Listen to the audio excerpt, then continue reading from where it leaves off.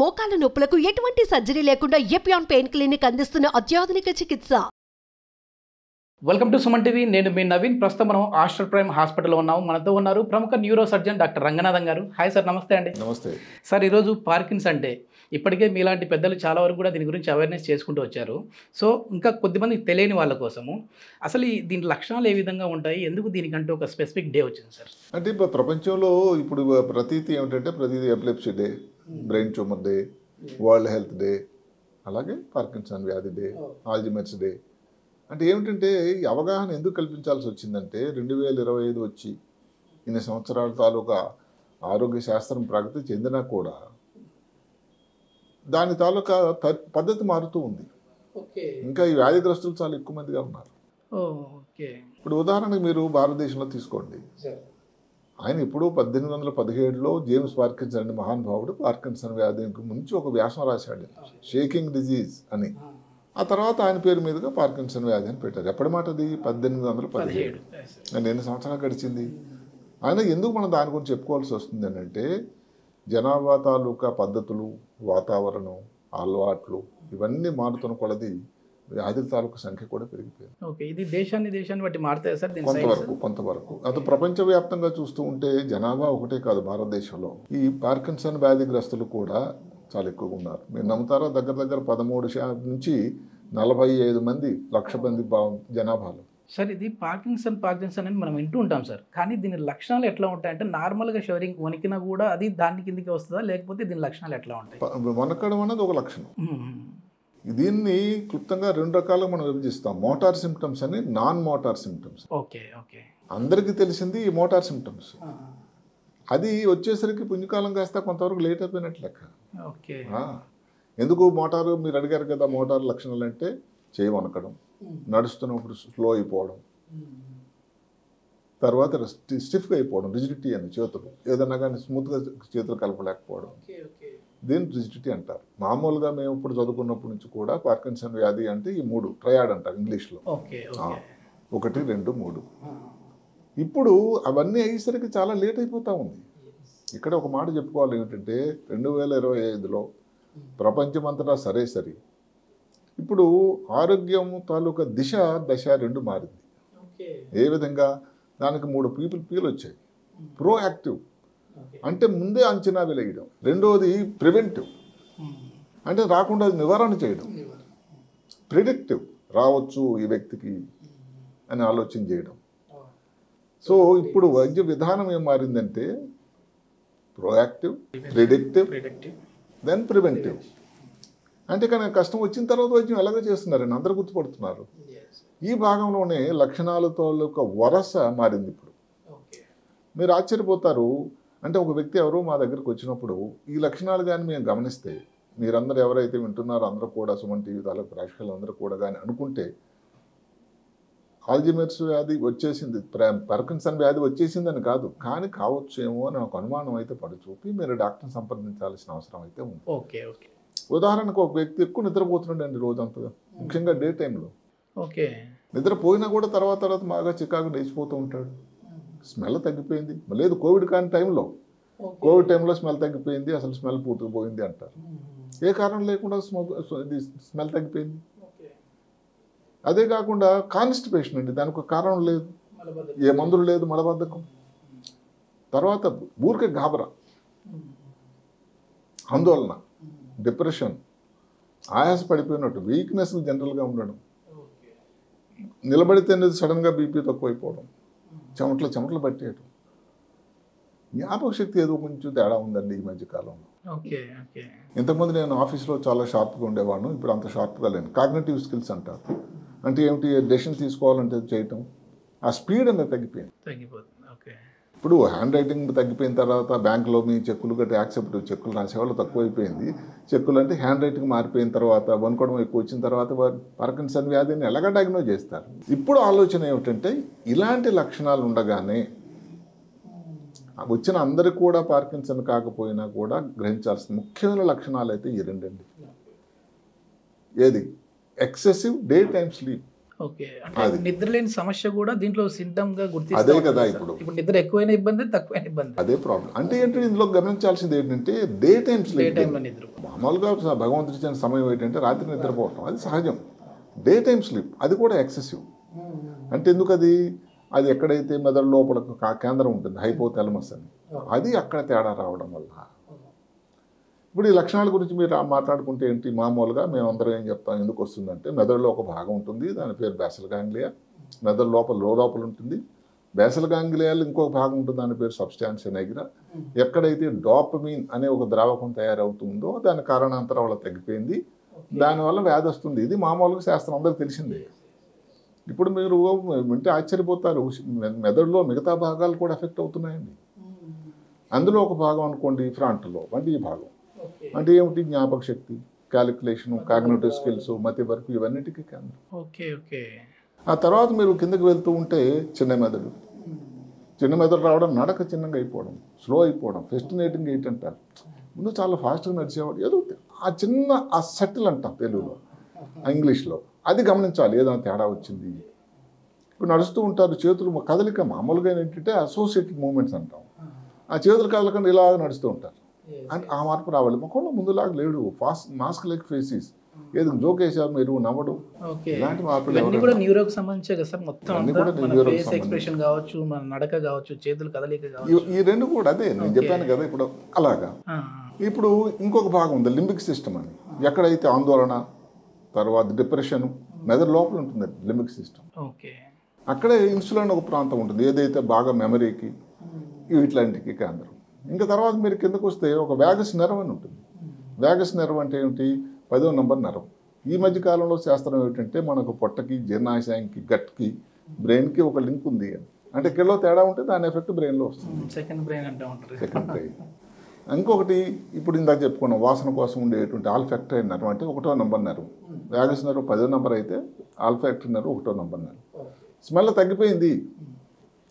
ఈ స్మెల్ గురించి ఎక్కువ కొత్త పరిశోధన వచ్చింది. ఎవరో ఒక స్త్రీ ఈ మధ్యకాలంలోనే, బ్రిటిష్ దేశస్తురాలు, వాళ్ళ ఆయన దగ్గర ఏదో ఒక పెక్యులర్ స్మెల్ ఆమెకు తెలిసిందట.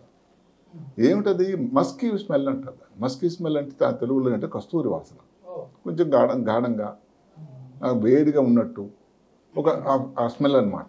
ఏదో విచిత్రమైన వాసన, చెడు వాసన కాదు మళ్ళీ. అది కూడా వాళ్ళ ఆయన తాలూకా శరీర భాగం నుంచి. ఓకే. ఇప్పుడు అది ఒక పెద్ద పరిశోధన వ్యాసం అయిపోయింది. దాని పేరు పార్కిన్సన్ స్మెల్ టెస్ట్ అంటారు.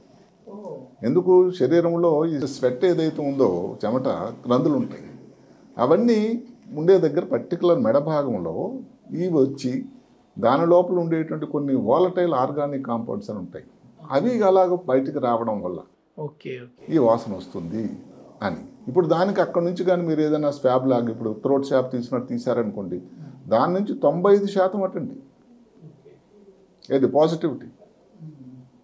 అలాగే ప్రిడిక్ట్ అంటే ఏంటి, ముందే వచ్చేటువంటి అవకాశం తెలుసుకోవచ్చు. అలాగే ఈ మధ్య కాలంలో ఒక కొత్త స్కేల్ ఒకటి వచ్చింది, దాని పేరు ఏమిటంటే సెపరేట్గా పెద్ద చెప్పేసి కొంచెం కాంప్లికేటెడ్. పార్కిన్సన్ డిజీజ్ అంటే పిఆర్. ఎన్విరాన్మెంట్, మనం ఉండే వాతావరణం, మనం ఏ రోజు దానికి ఇంపార్టెన్స్ ఇవ్వలేదు. గాలిలో ఉండేటువంటి తాలూకా పొల్యూషన్ కానివ్వండి, ఎవరో మామూలుగా ఈ పెస్టిసైడ్ స్ప్రే చేస్తూ ఉంటారు, లేకపోతే ఇంకేమైనా కెమికల్స్ కానీ ఇండస్ట్రీలో పనిచేస్తున్నారు, వాళ్ళకు పార్కిన్సన్ వ్యాధి వస్తుంది. ఏ స్త్రీలలో ఎక్కువ, పురుషుల్లో ఎక్కువ అని. ఈ మధ్య కాలంలో ఇంకా ఇంత చెప్పినట్టు ఏంటంటే డి టు డి అంటే ఏమిటి, డేటా టు డిఎన్ఏ అని. అంటే జెనెటిక్ టెస్టింగ్ అని వచ్చింది ప్రతిదానికి. ఇప్పుడు ఒకప్పుడు చిన్నపిల్లలకి ఏదో తల్లిదండ్రులు పిల్లలు పుట్టే ముందు ఏదైనా పిల్లలు పుట్టే దానిలో తేడా ఉంటుందా లేదా అని జెనెటిక్ టెస్టింగ్ చేస్తారు. ఇప్పుడు ఏ వ్యాధికి కూడా జెనెటిక్ టెస్ట్ చేయడం అనేది ఒక నార్మల్ అయిపోయింది. ఓకే. అంటే జెనెటిక్ టెస్ట్లో తెలిసిపోతుందా సార్ కొంతవరకు? అంటే ఇవి ఎలాగుంటుందంటే ఇవన్నీ ఇంకా స్టిల్ ఒక ఆలోచనలో ఉన్నాయి ఇవన్నీ. దీన్ని బట్టి ఒక స్కేల్ పెట్టారు. వ్యాధి, జెనెటిక్ టెస్ట్ అంటే డిఎన్ఏ అంటే డి, ఎన్విరాన్మెంట్ అంటే ఈ రెండు కలిపి, ఎన్విరాన్మెంట్ డిఎన్ఏ కలిపి, ఆ తర్వాత ఏది స్త్రీ పురుషులు భేదం ఏ టైంలో వచ్చింది, ఇవన్నీ కలిసి కానీ మీరు చూస్తే, ఎందుకు టైం అని అనుకోండి, ఎందుకు జనరల్గా ఇది కొంచెం మగవాళ్ళు ఎక్కువ స్త్రీల కంటే, ఇవన్నీ కలిపితే ఏదైనా పర్సంటేజ్ ఎక్కువ ఉంది అనుకోండి, పార్కిన్సన్ వ్యాధి అవ్వచ్చు. ఏజ్ వాళ్ళకి ఎక్కువ. అక్కడే భారతదేశం కొంచెం తేడా ఉంది. మామూలుగా ఏజ్ అంటే పెద్దవాళ్ళు అంటే 60 ఆ ప్రాంతం వాళ్ళకని. భారతదేశం ఇంకొక 10-15 సంవత్సరాల ముందు వస్తుంది. ఇదే కొంచెం బాధాకరం, ఎందుకంటే భారతదేశంలో ఉండేటువంటి పార్కిన్సన్ వ్యాధి ఒక 4-5 విషయాలు తేడాగా ఉంది. ఒకటి ఏది, వయసు, రెండోది లక్షణాలు తొందరగా రావడం. ఒక 10 సంవత్సరాల ముందు వస్తున్నాయి. ఏ కారణం వల్ల ఇంక విశ్లేషణ చేయాలి? మొత్తం మీద ఉన్నటువంటి అబ్జర్వేషన్ ఏమిటి? భారతదేశంలో 10 సంవత్సరాల ముందు వస్తుంది, వయసులో కూడా తొందరగా వస్తుంది. అసలు ప్రపంచం అంతా చూసుకుంటే పర్సంటేజ్ ప్రివలెన్స్ అంటాం, ఏజ్ ఎంత ఉన్నది. చైనాలో మామూలుగా ఎక్కువ మంది ఏదైతే ఈ వ్యాధిగ్రస్తులు ఉన్నా ప్రివలెన్స్ ఎక్కువ ఉంది, ఇంటి ఎక్కువ అవుతుందట. పార్సీ కమ్యూనిటీ ఇది ఉంటుంది బాంబేలో, ఇక్కడ కూడా హైదరాబాద్లో కూడా పార్సీ వాళ్ళు ఉంటారు, వాళ్ళలో ఎక్కువట. మనకు తెలియదు ఎందుకో, అంటే దాన్ని విశ్లేషణ చేయాలి. సైన్స్ అలాగే ఉంటుంది. పార్సీ కమ్యూనిటీ ఈ లక్షణాలు ఏవైతే ఉన్నాయో మనం చెప్పుకున్నటువంటి ఏది ఎక్కువ నిద్రపోవడం, ఇవన్నీ తొందరగా వస్తున్నాయి. Okay okay. అందువల్ల భారతదేశంలో వచ్చేటువంటి పార్కిన్సన్ వ్యాధి అనేది మిగతాలా కాకుండా తొందరగా వస్తుంది. దీని గురించి ఇంకా ఫర్దర్గా లోతైనటువంటి విశ్లేషణ చేయాల్సిన అవసరం అయితే ఉన్నది. సార్ ఇప్పుడు స్మోకింగ్ డ్రింకింగ్ చేసే వాళ్ళు ఉంటారు కదా, వాళ్ళకి ఏమైనా త్వరగా వచ్చే అవకాశం ఉంటుంది సార్ ఇట్లాంటివి? అంటే దీంట్లో అది మంచి వాళ్ళ వాట నేను దాన్ని చెప్పకపోయినా కానీ ఈ వ్యాధికి సంబంధించి స్మోకింగ్ డ్రింకింగ్ గురించి మాత్రం ఎక్కడ ఇంతవరకు దాని విశ్లేషణ అయితే రాలేదు.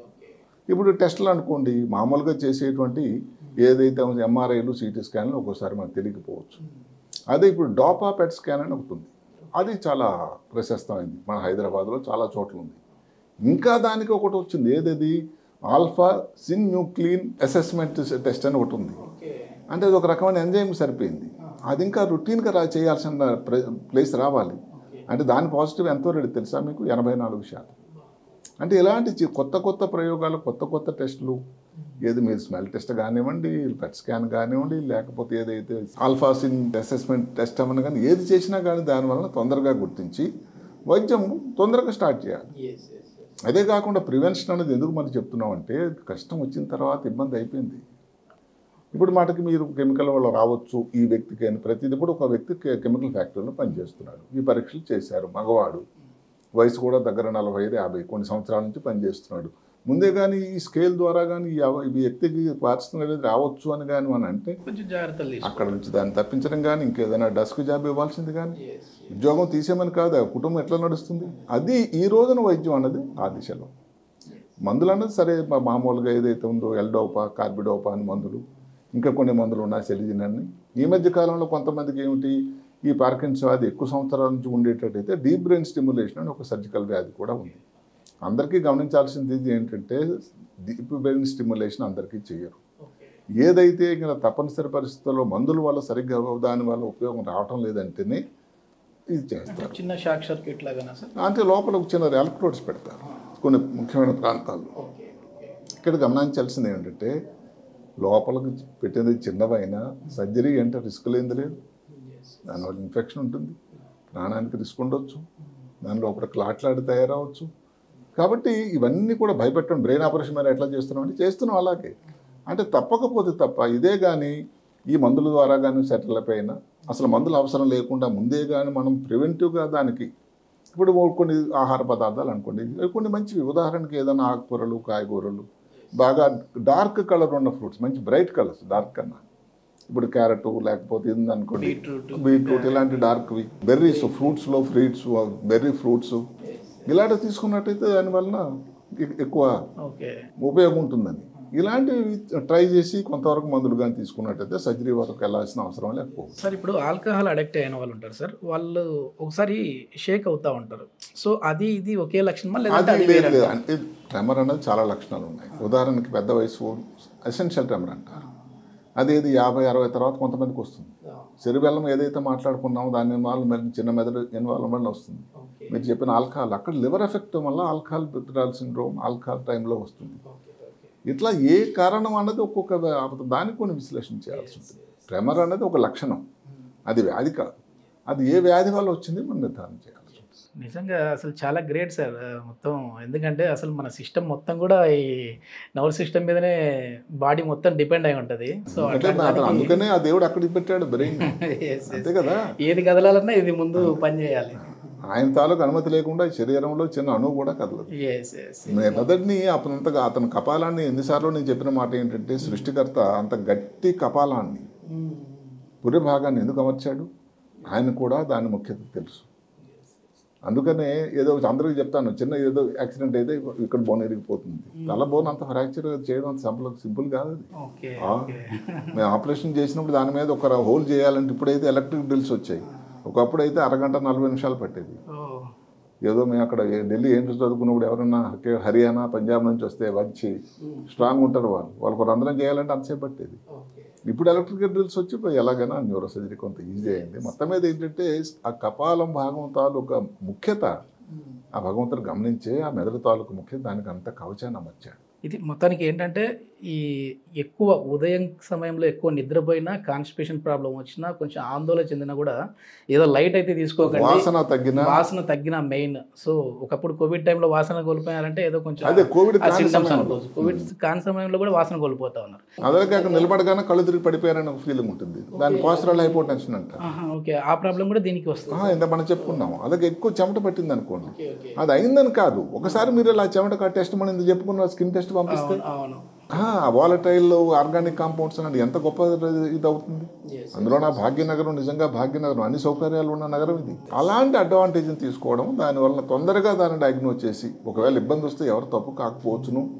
జెనెటిక్ తాలూకా టెస్టింగ్ ఉంది ఇక్కడ. ఇప్పుడు మాటకి ఇప్పుడు చూసుకున్నట్టయితే ఈ ఏవైతే ఉన్నా జీన్స్ కోసం ఏదో పింక్ అని, ఏదో జీబీకే అని, పిఎంకే అని, ఇలాగే చాలా 6-7 జీన్స్ పేర్లు ఉన్నాయండి. ఇది టెస్ట్ చేసి ఏదో ఒక జీన్లో కానీ పాజిటివ్ వచ్చినట్టు ఇది కావచ్చు అని. ఈ మధ్యకాలంలో ఏమిటంటే గుండెకు వచ్చిన గుండెపోటు కానీ, బ్రెయిన్ ట్యూమర్స్కి కానీ, స్ట్రోక్ రావడానికి కానీ, పార్కిన్సన్ వ్యాధి రావడానికి కానీ ఇది ముఖ్యంగా. అంటే ఏమిటి, ఇందాక చెప్పినట్టుగానే D to D data, artificial intelligence ఉంది. మీరు ఈ పాత రిపోర్ట్లు పాత పేషెంట్ల మీద పార్కిన్సన్ వ్యాధి తాలూకు వాళ్ళని కానీ మనం దాన్ని అనలైజ్ చేస్తే ఏ లక్షణం వస్తే ముందుగా వాళ్ళకి వచ్చిందని తెలిసిపోతుందిగా. ఇప్పుడు మన లెక్కలేసి దాన్ని ఎంట్రీ చేయడం కష్టం. మరి ఆ అడ్వాంటేజ్ తీసుకుంది. అదే కాకుండా ఎలక్ట్రానిక్ మెడికల్ రికార్డ్స్ పాత పేషెంట్ చెప్పినట్టుగా మీరు ఎంత డేటా పెట్టండి నిమిషాల్లో చేసేస్తుంది. ఆ గ్రాక్ అని వచ్చింది, ఆర్టిఫిషియల్ ఇంటెలిజెన్స్. ఈ అడ్వాంటేజ్లను తీసుకుంటే పేషెంట్లకు ఉపయోగకరంగా. అదే ముందుగానే కొంచెం ఈసారి చెప్పిన సైన్స్ ఏమైనా కనపడ్డాయి అంటే మాత్రం దాన్ని నెగ్లెక్ట్ చేయకుండా డాక్టర్ని అయితే విజిట్ అవ్వండి. సో దానికి సంబంధించిన టెస్ట్లు అయితే ఉన్నాయి, దీనికి సంబంధించి మంచి ట్రీట్మెంట్ అయితే అందిస్తూ ఉన్నారు. Thank you sir. Thank you. నమస్కారం.